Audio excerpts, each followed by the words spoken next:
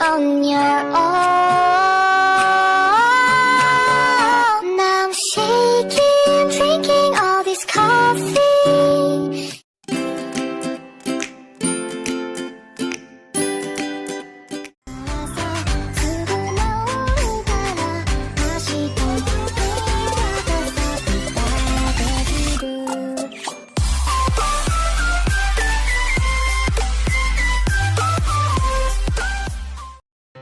Baik, setelah pada pertemuan sebelumnya kita sudah belajar tentang perkalian dengan cara menurun, maka pada pertemuan kali ini Ibu akan mengajarkan bagaimana cara penyelesaian untuk pembagian. Nah, ada soal cerita pembagian, bagaimanakah cara penyelesaiannya? Mari silahkan Ananda simak ya nak. Silahkan Ananda perhatikan contoh yang sudah tertera di layar. Emir memiliki 56 kelereng. Ia ingin memberikannya kepada Febri, Nizam, Rizky, dan Lutfi sama banyak. Berapakah kelereng yang diperoleh setiap anak? Nah, untuk menjawab pertanyaan tersebut, yang pertama Ananda harus perhatikan adalah berapa jumlah temannya si Emir yang ingin ia bagikan kelereng tersebut. Nah, pada contoh sudah ada Febri, Nizam, Rizky, dan Lutfi. Nah, berarti 4 orang. Jadi Emir akan membagikan kelereng yang ia miliki kepada 4 orang temannya. Kita sudah dapat, berarti cara penyelesaiannya atau kalimat matematikanya adalah 56 dibagi 4. Ingat ya, 56 dibagi 4. Setelah sudah tahu kalimat matematikanya, lanjut kita mencoba menyelesaikan dengan cara pembagian kurung yang dikerjakan dengan menurun juga ya. Nah, seperti ini lambang atau tanda untuk pembagiannya ya. 56 dibagi 4. 56-nya kita taruh di bagian dalam. 4-nya kita taruh di bagian samping atau di luar ya. Selanjutnya yang perlu kita ketahui adalah bahwa nanti jawabannya atau hasil dari soal tersebut adalah di bagian atas. Jadi nanti di bagian atas adalah letak jawabannya nak ya. Kemudian kita menyelesaikannya menurun ke bawah sampai menghasilkan 0 untuk pertanyaan ini ya.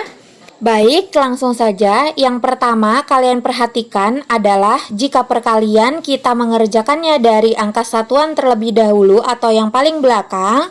Jika untuk pembagian ini, maka perhatikan angka yang paling depan. Karena ini 2 angka, 56, berarti yang kalian perhatikan angka di depan, yakni angka 5 yang bernilai puluhan.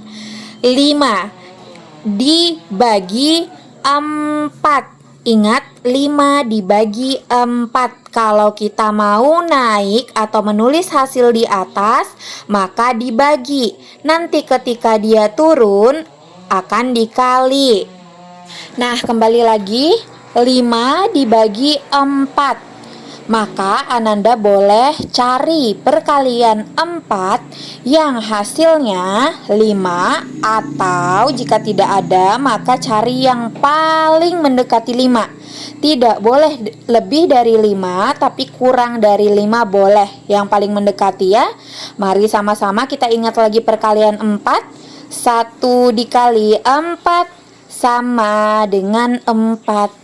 2 dikali 4 sama dengan 8. Nah, ada 1 dikali 4 sama dengan 4 dan 2 dikali 4 sama dengan 8. Mana yang kurang dari 5 kira-kira antara 8 dan 4? Ya, betul, 4. Berarti 1 dikali 4. Maka yang ditulis di atas adalah 1. Lalu yang ditulis di bawah angka 5 adalah 4. Angka 4 yang ditulis di bawah itu berasal dari angka 1 yang di atas dikalikan angka 4 yang di samping. Jadi 1 dikali 4 sama dengan 4. Seperti yang Ibu katakan di awal, jika ingin turun maka dikali, ya nak? Lalu selanjutnya itu dikurangkan ya, mengurangkannya dari depan dulu. Jadi kalau perkalian pasangannya itu penjumlahan ketika mengerjakannya, kalau pembagian pasangannya pengurangan ya. Kita kurangkan 5 dikurang 4 sama dengan 1. Tulisnya di bawah. Ingat, kalau mau naik dan menulis jawabannya di atas, maka dibagi. 1 lebih kecil daripada 4. 1 tidak bisa dibagi 4. Maka 1 perlu teman agar bisa membagi si 4. Nah, pada soal masih ada angka tuh, angka 6 yang belum diturunkan. Lalu lanjut kita turunkan 6 berdampingan dengan 1, jadi 16. Selanjutnya 16 dibagi 4. Sama seperti tadi, cari perkalian 4 yang hasilnya 16. Atau jika tidak ada maka cari yang paling mendekati. Perkalian yang di samping kanan yang berwarna ungu kita bisa lanjutkan lagi.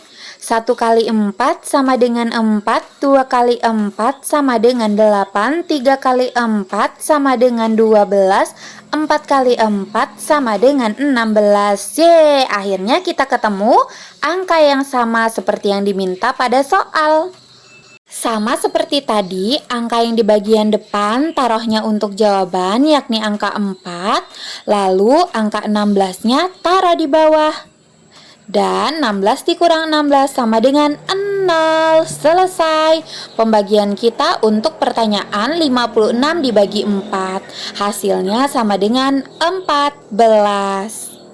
Nah, sampai di sini Ibu harap Ananda Ibu paham ya Nak ya.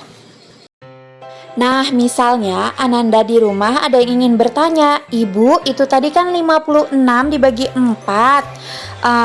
Pembagiannya dimulai dari angka pertama atau angka paling depan atau angka puluhannya. Itu langsung bisa dibagi 4-nya Bu. Bagaimana jika ada soal bilangan ratusan yang membagikan satuan, tapi angka ratusannya tidak bisa dibagi dengan si satuan tersebut Bu. Misalnya seperti ini, 144 dibagi 3.